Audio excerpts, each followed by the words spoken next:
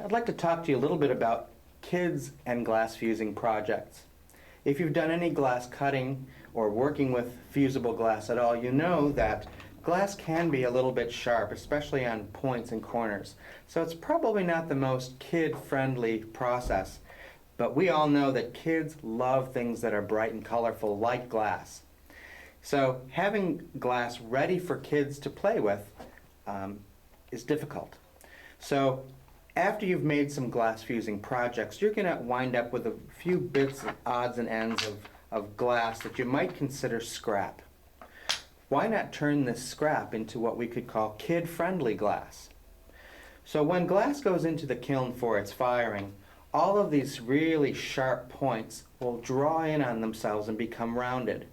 So why not take that theory one step further and save all of your glass scrap pieces the next time you're doing a firing in your kiln? Just take thin fire paper, all that extra space you might have around your projects, and start laying pieces of scrap bits of glass in the kiln with those projects. So I've got some pieces here that have just come from the kiln.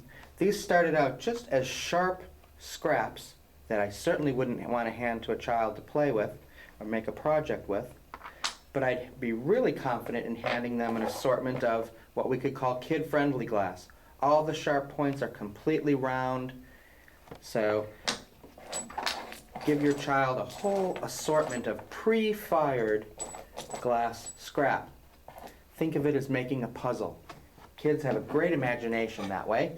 So you could give them a plain blank, which you could also maybe file down the edges with your diamond pad, maybe a little bit around that edge, just to take that really sharp point away. Then using glue, you can just give them these bits of glass. How much fun would they have arranging and rearranging over and over and over until they get it just the way they like it. So I've got a whole bunch of different sizes.